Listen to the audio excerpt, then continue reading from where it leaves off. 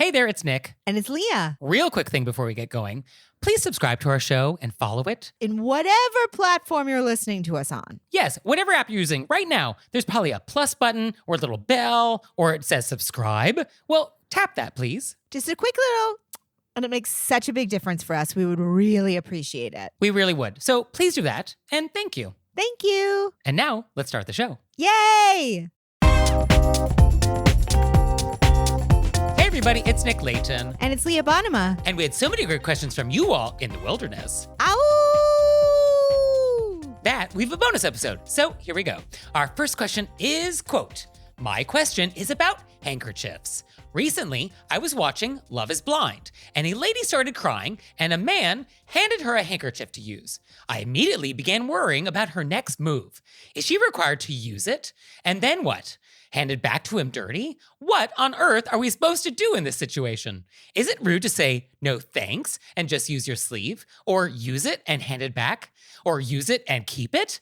This is a situation I hope to avoid for my entire lifetime. Please help clear this up." So much wonderful. Of course, you all know that Nick and I love watching Love is Blind, Love Island, all of these things from across the United States, and then we text each other about to keep up. Oh, yes. So delighted that a question has now come in. Yeah, finally. Something in our world of expertise.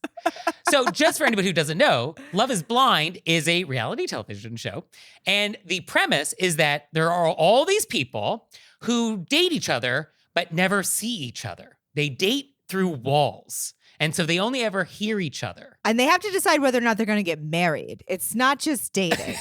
That's true. Yeah, that's the bonkers part. That at the end of this, 10 days, they have to decide if they want to actually propose marriage. Real deal, down on one knee, marriage. And fun fact, Love is Blind is actually the first reality show I ever watched. Really? Yeah. And so in the beginning, I was like, this is just insanity. And then somewhere in that journey, you become so committed to these people.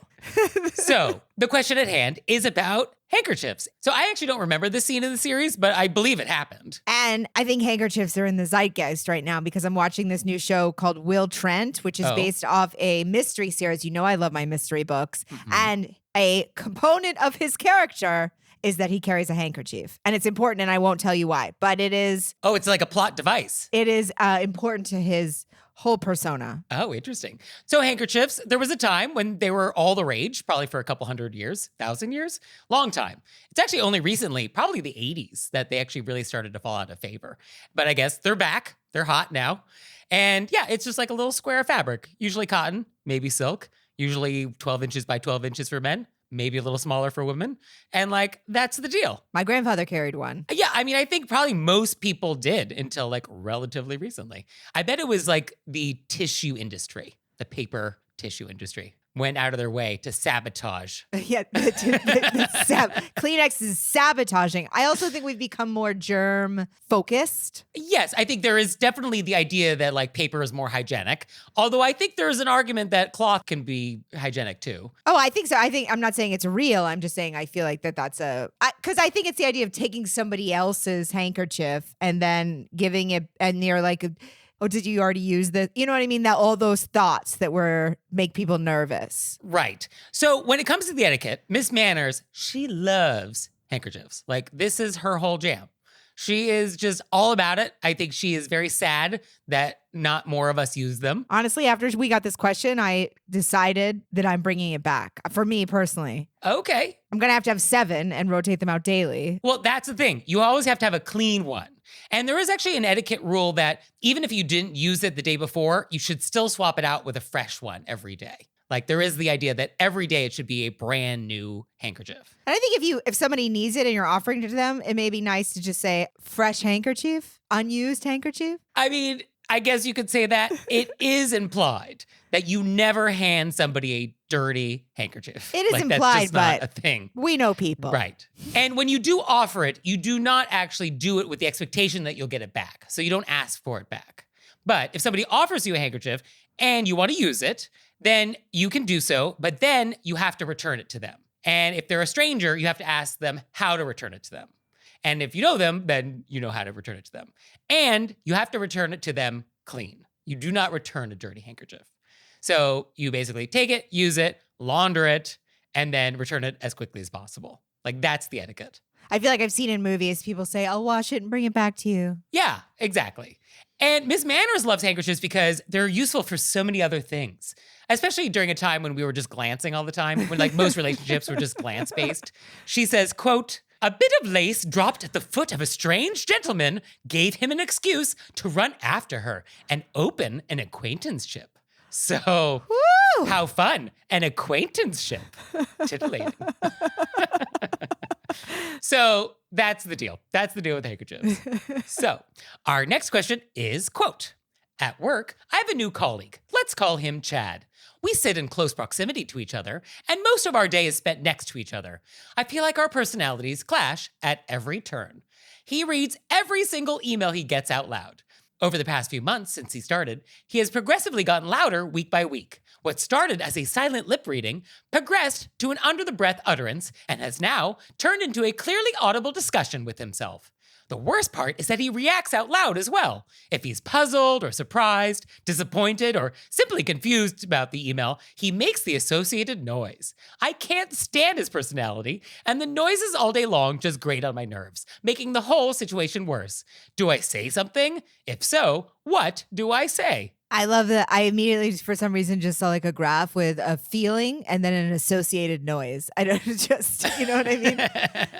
I like that. I feel like we can have a conversation with this person. Yeah. Also, some people, in order to read and process, sort of have to read out loud to themselves. Yeah. That's just how they think. And it's possible they don't even actually realize they're doing it. Yeah, I don't get the sense that Chad is doing this on purpose. Yeah, this is not nefarious. Yeah, I don't think he's being nefarious at all. So I think you can say, hey, you tend to read your emails out loud, which I totally understand, but it takes away my focus. So I'm wondering what we can do so we both can have a working environment that works for us. Yeah, I think something in that world. That was just like the intro into it. That wasn't the smooth thing to say. But Right. I mean, you know, it's sort of like, But that's the vibe. yeah, because Right. it's throwing you off your work game. You want him to be able to work. You want to be able to work. How can we make this work? No judgment Yeah. on anybody. Yeah, what kind of compromise can we reach?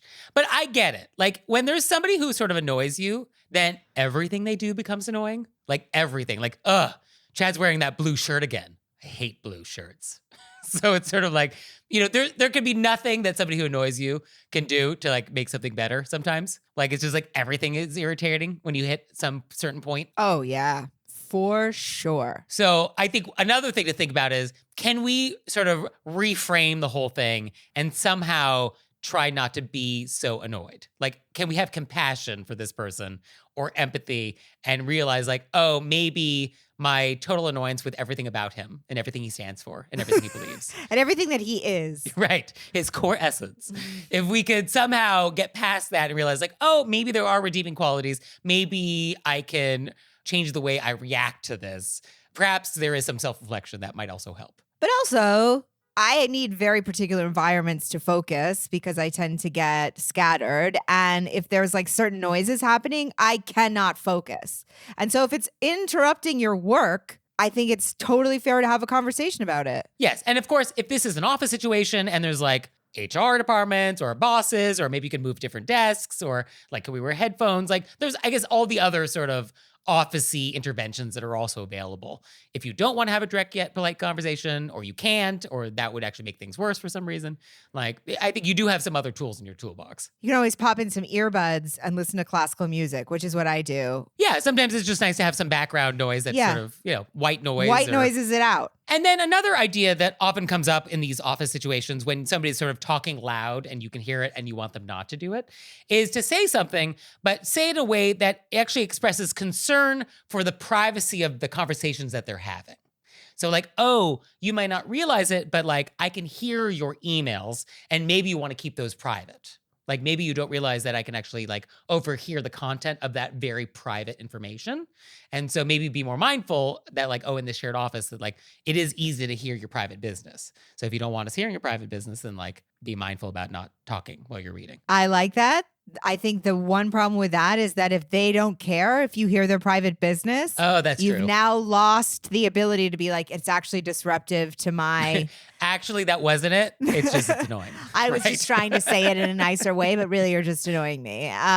Okay. Oh, that's true. And yeah, once you do give the first, like, oh, it's privacy. And if that doesn't work, yeah, then going back to the trough, that's a little hard. Yeah. Okay. Well, it was just an idea. No, I think it's a great toss it idea. out there. And it's perfect Yeah. for conversations because that's not like a thing that happens constantly. Yeah. That you're desperately trying to get away from. So, letter writer, let us know how this one works out. Be curious, because I think a lot of people have annoying colleagues that do something similar and would be curious how successful this was. I think headphones are fantastic. Headphones usually solve a lot of problems. Yeah, that's true. And then if they ask you, then it's your opportunity. And you're a email reader, and it throws off my, and I know you have to do it for your well-being. I got to do this. Okay. And now it's time for Intermezzo. Intermezzo. So this episode is brought to you by HelloFresh. And with HelloFresh, you get farm fresh, pre-proportioned ingredients and seasonal recipes delivered right to your doorstep. And by the way, HelloFresh now owns Every Plate, so we love both. So you can skip the trips to the grocery store and count on HelloFresh to make home cooking easy, fun, and affordable. That's why HelloFresh is America's #1 meal kit. What I love about HelloFresh is that they have multiple meal plan choices. I love meal plan choices. I went with Fit and Wholesome because I'm wholesome. So our boxes are arriving soon, and we're going to report back. We're going to let you know how it went. We're very excited. And for you out there, go to HelloFresh.com/RBWFree and use code RBWFree for free breakfast for life. One breakfast item per box while subscription is active. That's free breakfast for life at HelloFresh.com/RBWFree with code RBWFree. And now it's time for Intermezzo. Intermezzo. So did you know you can help support our show on Patreon? We have a Patreon. We do. And there's tons of fun stuff there. There's videos, there's audio clips, all sorts of stuff. I was just thinking about how many videos there must be up there by now. Oh, there's a lot. Oh, there's a lot of bonus content that you have never seen if you do not join us on Patreon. So go to our website, select monthly membership, and see if that's something you'd like to do. We'd so appreciate it. We really would. So please check it out, and thank you. Thank you. So our next question is, quote, my partner and I have a lawn service, and each year we tell them not to collect or mulch our leaves because it's better for the environment and for the grass. The other day, I'm working in my study, which faces the front yard, and our neighbor next door comes over on his riding mower and mulches our leaves. Now, I'm not sure what to do. Thank him? Explain why we don't do that? Ignore it altogether? This happened a few days ago, and I've been trying to limit the number of times I could run into him to avoid bringing it up. But this also feels a little passive-aggressive to me. What do I do in this situation? If this was something I actually wanted done, I would send a thank you gift. But I also don't want him to do it again. Please help. And we think that this also feels a little passive-aggressive to me as referring to the neighbor coming over, not her trying not to run into them. I think what's passive-aggressive is avoiding the neighbor instead of saying something. Oh, I think it could be passive-aggressive that the neighbor is coming over and being like, oh, let me just mulch this for you, as opposed to being, when really a possibility, which I think we would choose not to believe it was this possibility, was that they don't like living next to somebody who's not collecting their leaves. Oh, who's not a mulcher. So they... Okay, yeah. We're like, here, let me just handle this when you're home without asking your permission or asking permission if I can come onto your property or even if you want this. So that's why yes. I think that's why I was wondering what you think that sentence refers to. Well, I think the letter writer meant to say passive aggressive as in avoiding the neighbor. That was actually just being a little passive aggressive. Okay. I think it's a little more passive than passive aggressive, but I don't think it's ideal either way. Well, you want to fix it so you don't feel uncomfortable. Right. And I don't think we live in a world in which we just have people coming over to your property on their lawn mowers and doing stuff to your lawn. So I don't think we have to live in that world. So I think it is totally okay to let's correct that so that doesn't happen again. Agreed. Yeah. So I think we just thank them. Oh, thank you for being neighborly. And we will just assume that it wasn't some sort of aggressive, like, oh, you don't know how to take care of your lawn. So like, we'll just use a tone that like ignores that and just be like, oh, thank you, Chad. It was so thoughtful of you to take care of my mulching. But actually, we prefer not to mulch because we feel it's better for our lawn. So like, totally no problem this time. Thank you so much. Really appreciate it. But like, just know in the future, like that's not a thing we do. I think that's perfect. And I think if you could just say that with your best non-judgmental, value neutral kind of vibe, then I think it's cool. I wrote that down almost exactly. Oh, okay. Appreciate, ba ba ba ba ba.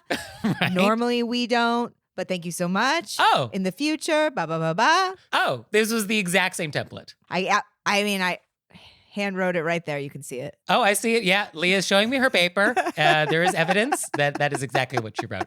Should we actually just like have etiquette Mad Libs? Is that what it's come down to at this point? Just fill in, name a person who committed a crime, and then like thing that they did, thing you would rather them not do. We could actually do funny Mad Libs. Yeah. So I think that's the solution. And I don't think it's going to be a big deal, but I think the longer you wait, the worse it's going to be. So just like catch your neighbor and be like, oh, thank you, but, and then we're done.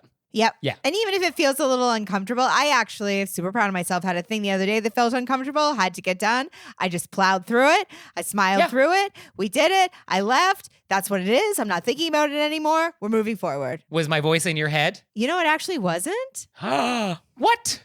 Does that mean you've graduated? Maybe. Oh, I'm so proud. Okay, great. That is interesting that your voice wasn't in my head. Because yeah, normally you would hear my voice in your head being like, Leah, just do it. Just do it. True. What are you waiting for? It's true. Just do it. You're right. I normally would. I didn't catch that. It's very interesting. I'm going to have to be like. No, I'm happy for me to not be in your head or anybody's head. I don't even want to be in my own head. So like, I don't blame anybody else. I mean, there's a lot of voices in here. So sometimes yours doesn't win out. It's crowded. It's a dinner party. Can't always be seated. That's fine. So our next question is, quote, I realize I may have been committing an egregious etiquette sin these past few weeks. I'm a student in college, and I'm currently applying for part-time jobs. When filling out job applications, I simply put the name, phone number, and email of my past bosses for references and move on to the next part of the applications. I recently overheard my father on the phone with one of his former bosses, and I heard him formally ask his past boss for permission to use him as a reference. My stomach dropped. Should I be asking my past bosses to use them as references every time I apply for a job? What is the correct etiquette for this? I think if you want the person to be a reference to speak to your qualities, yes, you got to give them a heads up and ask them at first. Yeah, you should do that because I have checked people's references where they did not have a heads up. And oh, does that not send a message when you're like, hey, I want to just see how such and such was in this job? And they're like, wait, what? What is this regarding? Who? Oh, right. Yeah, that person. I think I remember them. And it's like, okay. That's not a great reference. Yeah, I've had somebody use me as a reference. I was their supervisor for something, and they didn't give me a heads up. I didn't even know they were applying for jobs. Yeah. And so I was totally caught off guard. I wasn't ready. The employer completely recognized that, as Nick said. Yeah, no, so you definitely want to give people a heads up because also you want to make sure that they want to do it and will be a good reference. And then it's also an opportunity to actually give them a heads up about what you want them to say or emphasize. Like depending on what the job is, you may want your reference to like, oh, can you emphasize like these skills or this project or this time? Because like that would be very relevant for the job I'm applying to. You can even give your current resume to that reference. Like that's a thing that's done too. Oh, that's good. I like that. Yeah. I also think there is when you're filling out a resume and you're just saying all the places that you've worked. Yes. I mean, there is like who was your supervisor on that job from this year to this year. Yeah. And that's not the same. I think if you're just giving all of this is where I worked, this was the time, and you're not, they're just checking were you actually there. I don't think that's exactly the same. Yeah. I think it would depend like, oh, is this person actually going to be contacted or not? But I think if there's a chance that they're going to be contacted, yeah, I think you should definitely give them a heads up. For sure, give them a heads up. So letter writer, you didn't know, and that's fine. But moving forward, now you know. Absolutely. I think this is do not beat yourself up. How would you know unless it got talked about? Yeah, and the people you already listed, I mean, they're going to say whatever they're going to say. But yeah, you'll get a better reference from these people when they have a heads up. Yeah, it works to your benefit to give people a heads up. Oh yeah, this is totally for your benefit. I mean, etiquette often actually does have selfish results. When we do the right etiquette thing, often actually does benefit us as much, if not more, than the people we're interacting with. So that's actually the interesting thing about etiquette, I think, is like some people want to be selfish and like, oh, I don't want to like do the polite thing because like I just want to be selfish. But actually, the etiquette thing is actually usually a little more selfish. Like, oh, this actually benefits me in the long run. You got to play a long game. Holding doors for people at Starbucks is the long game because you want the favor to be returned to you the next time you're at Starbucks. But the idea is that like, oh, eventually I will have this paid back. I mean, I hold doors because I want people to feel nice. I mean, however we get there is fine. I'm more interested in the end result. What is in your heart? What is your motivation? Like, I'm less concerned. I just want the end result, which is like not having doors slammed in my face. And so if we can do that because you want to be a good person, that's great. If you want to do that just because you want to live in a society where we don't do that, also fine. I was in this conversation the other day with a friend and they were saying to me, why would this person not have been nice? No matter what, it's not going to work out for them down the line that they behaved this way. Yeah. The eternal question. Well, that's why this podcast exists. Until we solve this problem, Leah, we will have episodes. I just had a visual of the two of us sitting in this exact position and we're both like 105. Oh, you don't think we're going to solve all the world's etiquette problems by the time we're 105? No. Oh, I'm crying. So our next thing is event. Quote, what is up with the people who don't RSVP to a party? It is so annoying. I'd rather get a no than a no response. Just acknowledge the invite so we can all move on with our life. Who are these people? I invited 12 guests to a party several weeks ago, and the party will be a potluck. And so I sent a last-minute reminder via group text so the invitees can confirm what they're bringing and so we don't end up with duplicates. Since I'm petty, I did not include the person who did not respond. For me, no response means you're not coming. This person is really a mutual acquaintance, and her response to me has been lukewarm in the past. I was wondering if she doesn't like me, and I think I have my answer. Right up top, let me say any event/PSA that begins with what is up with people and then later has who are these people? Yeah. I mean, deep, deep, deep in my heart. We're in. Yeah, we are in. I also want to say something that I have been focusing more on where our letter yes. Wait, first let me say yes, so annoying. Oh, annoying. Absolutely. I mean, this is one of my major top 10 pet peeves. So rude. Yeah. But in this, I was wondering if she doesn't like me, and I think I have my answer for New Year, New Me. I personally, and maybe our letter writer wants to join me in this, flip it around. And is it, oh, they don't like me? Maybe I don't like them. And I don't have to continue to invite somebody who doesn't respond to me in the way that I want to be friends with people. Yeah. I mean, I think there are different flavors of hosting. And for some hosts, super casual. Drop in. Do a pop in. Happy to have you over. Other people, such as myself, I like a little planning. I like to know who's coming. And I like to be able to like buy enough ingredients, make sure I have enough chairs, know the guest list. And so if you just aren't on my page, then I don't really want to have you as part of my events. And I would say this person is not on your page and they're just on a different page, and that's fine. But like, you do not have to invite them anymore. You just don't. And you don't even have to like that page. You don't even also have to like that page. That's also fine. Totally fine. Yeah, but it is true. No response is a response, because I have long maintained that people who are interested make an effort and people who are not do not. And so this person has made no effort, and therefore they're not interested. They're not interested in the party. They're not interested in your friendship. And so let's not invest any more time. To quote Nicholas Layton, let's walk them out of the theater. I definitely would reseat them. Sure. Yeah. I don't think they need to be in the orchestra. I mean, I think definitely there's a balcony spot for them. I mean, they could be outside. Okay. They could be in the touring production outside. Yeah. So I love rude that they're in the touring production. So I would also say for people who are receiving invitations, as a reminder, just respond to them. It is a yes or a no. Maybe is actually not a great answer. Facebook has trained us that maybe is an acceptable answer to a party, and it is not, because that leaves your host hanging. If you cannot commit, then you can communicate with your host and be like, hey, I can't say yes because I have this other thing. When do I need to let you know by? That's a fine conversation. But just to leave it hanging as a maybe, So just yes or no. That's all we need from you. Agreed. Right? Yes. It's just like not that hard. It's not. And as Nick said, if you're unsure because of a thing, just reach out to the host, ask when they need to know by. Right. Just because you have a conflict that hasn't cleared yet. Yeah. And you're wondering how much time you have to respond. Just ask. Right. And it could be like, oh, actually, I do need to know now. So if so, then okay, then I'll just decline no. Okay, then that's what it is. See you in the next event. But don't leave your host hanging. And also, the people who do this are people who never host. People who host know how annoying this is. And I think the only people that do this are like people who never host. Right? Thank you for sharing your vent with us. We 100% agree. Yes, I think a lot of people in our audience can relate to this and sympathize and feel your pain. Who are these people? Nobody knows. Nobody knows.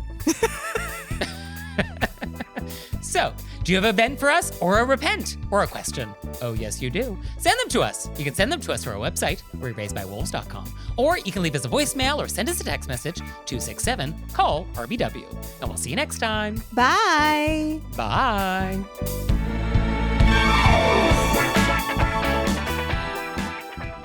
Oh, Leah, one more thing. What? Have you signed up for Patreon yet? I have. Me too. You out there, have you signed up for Patreon yet? No? Well, go to our website, wereraised-by-wolves.com, click on monthly membership, check it out, because we would really appreciate it if you'd support our show. We love your support. We would. So please do that, and we'll see you next time. Bye. Bye.